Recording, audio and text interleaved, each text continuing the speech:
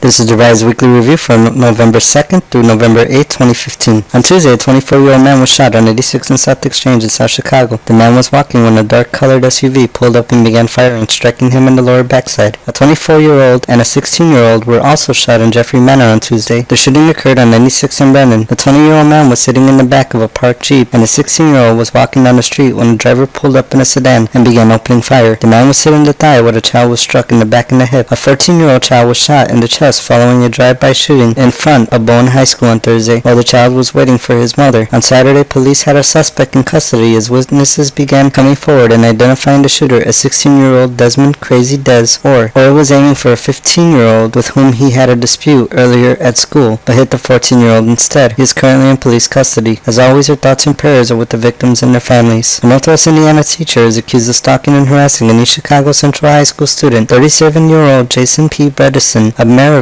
is accused of sending child sexually themed messages along with threats about her and his wife. Police believe he may have done similar things to other students and are asking anyone with information to contact Detective Miguel Peña at 219-391-8400 or leave an anonymous tip at 219-391-8500. Despite being jailed for murder and drug charges, an East Chicago, Indiana City Councilman won a second term this week as he ran uncontested. Other councilmen are attempting to find ways to remove Councilman Robert Coop Battle from office despite his victory. Chicago police are looking for any information to help catch a man who hit a woman while driving a motorized scooter near 95th and Escanaba in October. The man took off after hitting a 24-year-old woman who suffered serious injuries. Anyone with information is asked to contact the Major Accident Investigation Unit at 312-745-4521. Community residents are expressing outrage over arrests of cooks and Macias grocers on Commercial Avenue. Police barged into the market with no warrants nor explanations and arrested two of the chefs at the newly added restaurant portion of the grocer. Police have still not released any details or the reason for the arrest. Florida-based GEO Group Incorporated is working with Indiana officials to bring an immigration detention facility near the Gary Airport. Plans for similar facilities in Crete, Illinois, and Hobart, Indiana were rejected due to concerns over human rights violations. The GEO Group has been under investigation and criticism because of complaints of sexual harassment, wrongful death, and denial of health services to detainees. They recently settled a class action lawsuit over illegal strip searches performed on detainees. On Tuesday, residents gathered in one of the largest actions against polluting industries on the southeast side of Chicago. Residents and activists gathered in front of Agrifine in protest about the company's failures to contain odors. Agrifine is currently facing charges by the Illinois Attorney General's office in addition to a class action suit for exceeding permitted releases of highly toxic chemicals such as sulfur dioxide and hydrogen sulfide. Protesters marched from Agrifine to KCBX North site, which is supposed to be undergoing remediation by Koch Industries. Activists point out the slow remediation work and the continued storage of petcoke, coal, and other substances near residencies on the east side has cause for concern. Many of these storage sites release particulate matter that is known to cause respiratory health problems, including aggravated asthma, COPD, and can potentially be linked to cancer. Despite victories, protesters vow to continue their work to remove dirty industry and create plans for a green economic and industrial future that focuses on renewable energy production instead of reliance on the fossil fuel industry.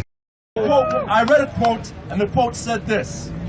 Remember that this land is not given to us by our fathers, but borrowed to us by our children. Yeah. So don't our children deserve a better future? Yeah. Some anonymous activists took action against Agrifine owners, warning them that their continued pollution in the area would not go unanswered. Mr. Folesman, we really wish you reconsider allowing your company Agrifine to pollute the homes of our families and friends. The toxic odor is both offensive, harmful, and embarrassing. By now we hope you realize that embarrassment is a two-way streak.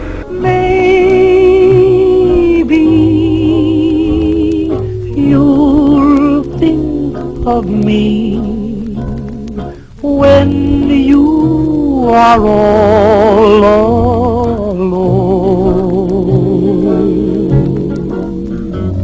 Saturday, hundreds of residents gathered to honor war veterans at a dedication ceremony of a Veterans War Memorial in Hegewisch. The memorial was part of the hard work by Korean War veterans such as Edward J. Jarmuska. Alderwoman Susan Salowski Garza recognized Jarmuska's hard work and dedication and announced the street will be given an honorary name in his recognition. For many, the event sparked memories of the Union of Working Class Residents in the Hegewisch community, not seen for decades. Thank you for joining us for this week in review, and now for some brief announcements. On Tuesday, Friday, November 10th, residents will be heading to Springfield to demand that lawmakers stop budget cuts to seniors, people with disabilities, and low-income working parents and children. A free bus will depart at 5:30 a.m. at the zone located at 11731 South Avenue O. Lunch will be provided. To RSVP a seat, please contact Scott Marshall at 773-368-5775. And finally, police are warning Chicago residents to be careful because of increasing thefts of catalytic converters. While none of the most recent thefts have occurred in the 10th Ward, residents are still being cautioned to remain alert and notify police of any suspicious activity. Thank you for joining us. Peace.